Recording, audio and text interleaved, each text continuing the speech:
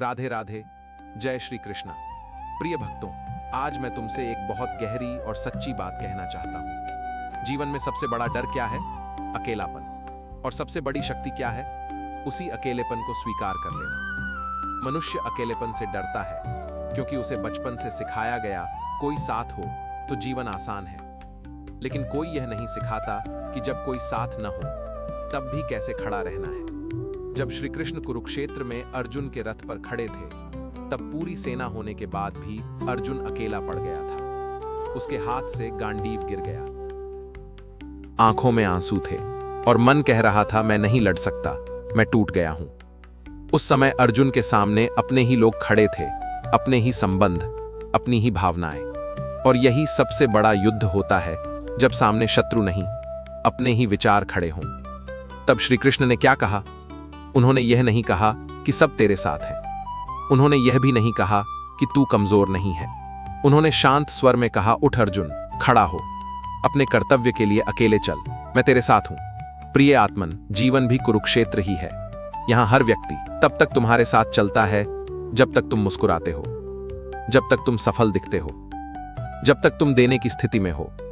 लेकिन जैसे ही तुम्हारे जीवन में संघर्ष आता है, असफलता आती है और आंसू आंखों में भर आते हैं, लोग धीरे धीरे पीछे हटने लगते हैं। कोई समझ नहीं पाता, कोई समय नहीं निकाल पाता और कोई बस चुप हो जाता है। तब मन टूटकर कहता है, मैं बिल्कुल अकेला हूं, मेरा कोई नहीं है।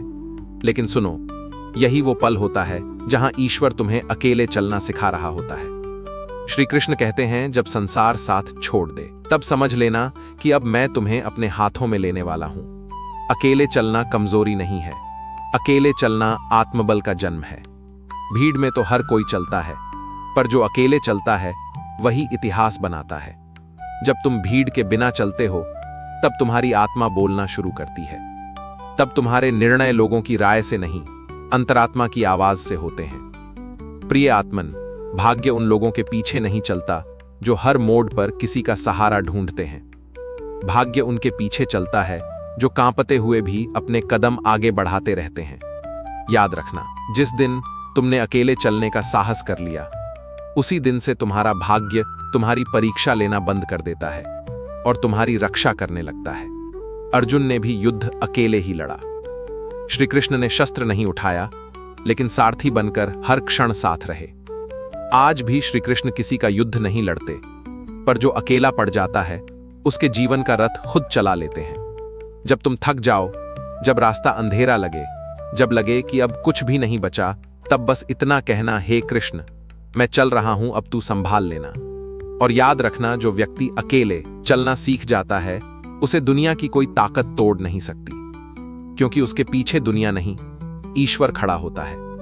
एक दिन वही लोग लौटकर आएंगे जो आज तुम्हें छोड़ गए हैं। एक दिन वही भाग्य तुम्हारे चरणों में गिरेगा जिसे आज तुम पुकार रहे हो।